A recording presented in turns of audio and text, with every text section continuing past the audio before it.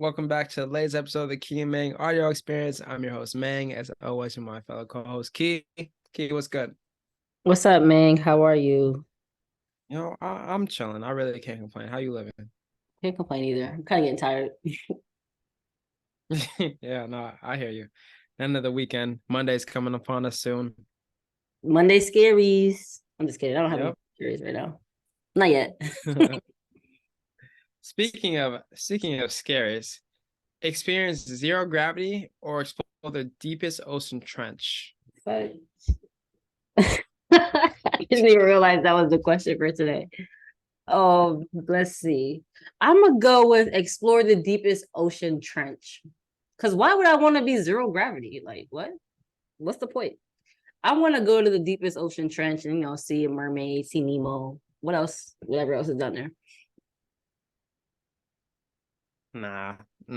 See, the ocean. There's a reason why. There's so much that we don't know, and there's sharks in the ocean. I don't. Speaking of scaries, I don't fuck with sharks, so I'm not going to the ocean. So, I guess by default, it's experience zero gravity. What are you gonna experience being zero gravity though? Like, wouldn't you just flop I to the don't floor like a know, pancake? huh? Wouldn't you just be like a blob on the floor? I don't know, but I'd be a blob down the deepest ocean trench too. So, I don't know. I'm gonna go with the deepest ocean trench. I feel like sharks wouldn't even be there. It'll be something else, but not sharks. okay, that's something else I do not want to. I do not want to see, like a squid shark or some crazy shit like that. I So. want to see a mermaid. I want to see a mermaid, honestly. That's what I'm going with. Yeah, look. Well, I was assuming the fact that we're going to be able to be full size and be ourselves and not be, we're going to defy the laws of physics real quick. Yeah.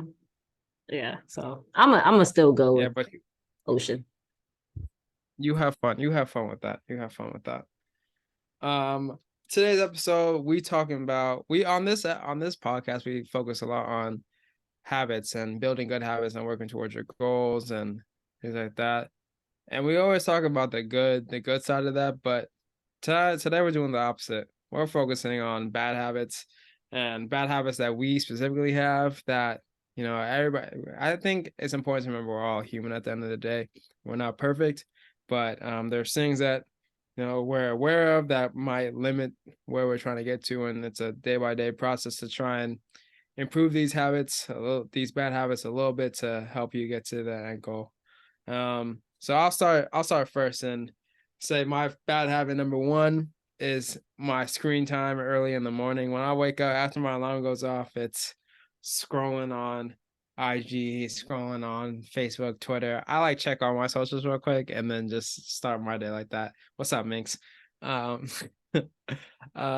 but it's something that I'm trying to get better at not doing and being a little more intentional with the beginning of the day and trying to zero in on where I'm at to start the day and then get going from there. So trying to be a little more intentional with the screen time and use my phone a little later in the morning. That's my first habit I'm trying to get rid of or improve upon. Yeah, I do that too sometimes, especially if I don't have to be anywhere like urgently when I wake up. But my bad habit would be indulging in too many drinks on the weekend. I know this was one of my goals in the beginning of the year, definitely cut back a lot, especially like the first 2 years of like first year and a half of like not being in school and being a PT. I was doing a lot of brunches and acting like I was still in college. So um now I'm doing less of that. I feel better, but I still want to continue to minimize it and not use it as a like a stress reliever. Because sometimes on Fridays I'll just be like, I'm gonna have some drinks and just because I don't want to do any work and I'll be overwhelmed. So um definitely paying attention to that. Yeah, but like you said, I think it's something that you're paying attention to and knowing that every once in a while it's okay. It's okay to sip on something, but you're just trying to be aware of your quantities and how much you're consuming and making sure it doesn't like get too crazy. Don't get too crazy. Speaking of food, since we're on the food subject, my second bad habit Trader Joe's pink bag of kettle corn. Oh, it's one, fantastic. Two, if you ever, I mean, two, if you ever go, if you like popcorn and kettle corn, grab that bag all the time. It's great.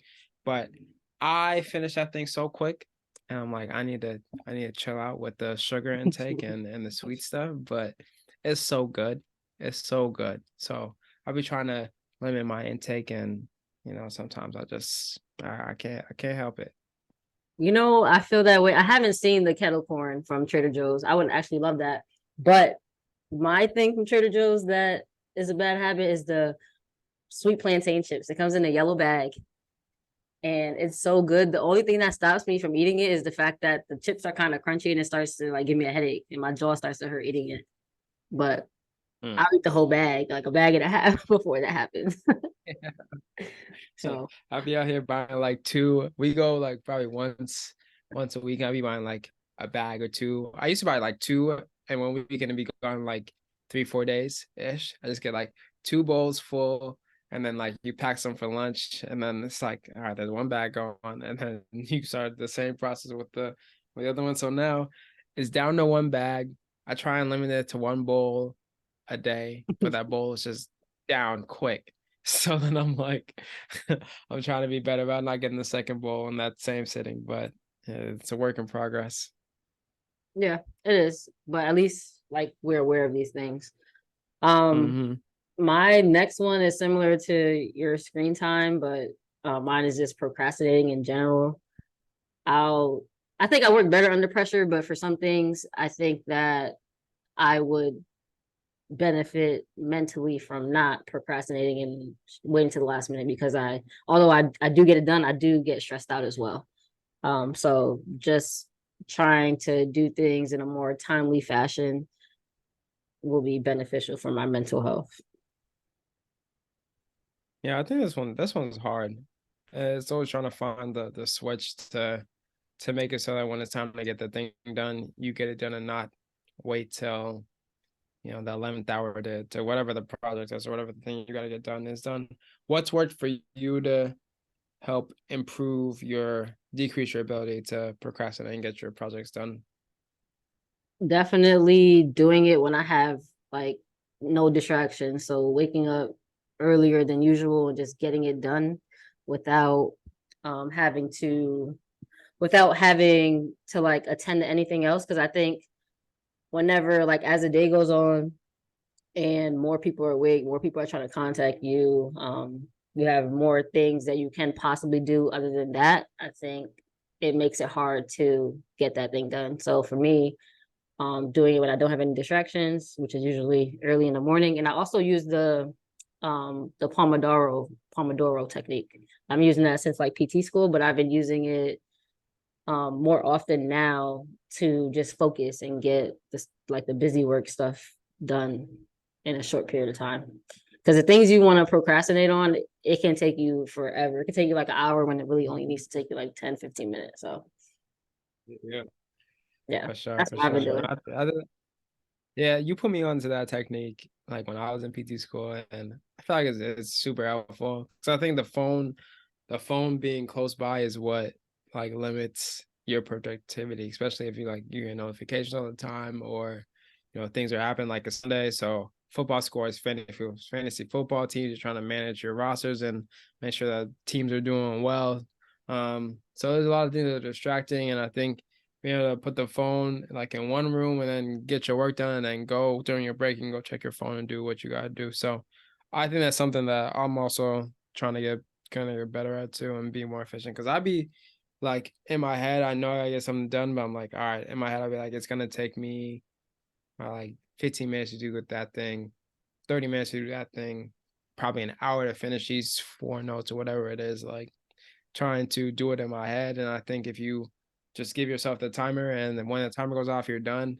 You'll be surprised how much work you can get done if you're like uninterrupted and focused. Yep, that is really helpful in terms of getting stuff done. And what I've realized as well is even since I do work in the morning, like the day before closing all my tabs. I used to leave all of my stuff open, and then when I open my computer, I'm like, I have all the stuff that I was doing from the day before. Like starting from a fresh slate has helped me a lot as well. I like that. Little things add up. Little things add up. And then my last bad habit, I think, is budgeting.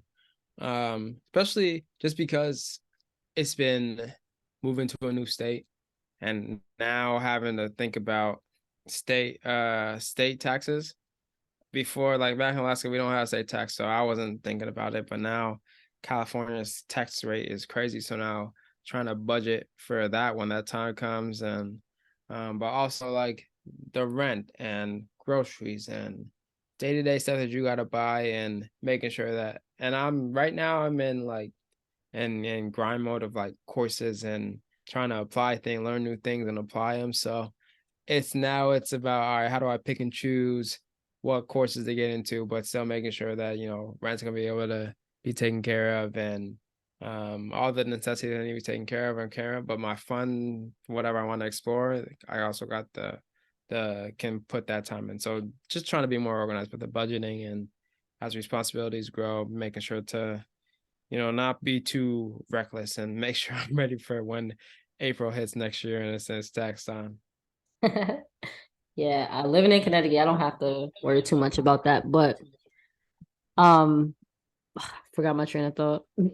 Oh, you said living reckless. I think that budgeting was, I think both of our goals for at least getting our finances together was one of our goals in the beginning of the year. And I think that I was doing really well with it. And then every time every time I end up making a little more money and increasing my income, I always have to like start that process over and like redo my budget so that I don't spend recklessly, because I think I'm like very impulsive and I know that about myself, and that budget helps me like make better decisions. But if I just like see the money coming in and not make any changes, it's easy for me to get reckless like really, really fast. So I think budgeting is going to be one of the things that stay top of mind forever. It's not something that I ever get completely really good at. Oh, for sure, for sure. I think when I was in Alaska, my expenses were so low that I was just like chilling on to do whatever. So I think that might have altered how I thought about things. But now being here, it's more. I have to be more calculated, because it's quick. You can watch one day you're at this amount, and the next day you at this, because everything came out at that one time, and you're like, oh shit, like I gotta, I gotta make sure that I'm straight for the rest of the month, because this month it's just the beginning of the month, and you got a long way to go. So yeah, no, definitely something that I feel like is always going to be part of the process, and you're always trying to make sure you stay on top of it, and you're prepared for like a emergency or a rainy day or something comes up. And I've also come to realize that when I go on vacations, like my taste is expensive, and like what I want to like go, and how I want to enjoy things. So being like, all right, I gotta be like on point with this money, and making sure getting the bag to live the lifestyle you want to live, or I want to live. Yeah, I agree. I think it just comes down to, like we always say, like reflecting and like taking inventory of the things you need to continue to improve on. So if you're someone who is listening, think about any bad habits or tendencies that you're trying to minimize or eliminate going through the rest of the year and then into the new year, so that you set yourself up to be in the best position possible. Y'all heard the lady. We'll catch you on the next episode. Peace. Peace.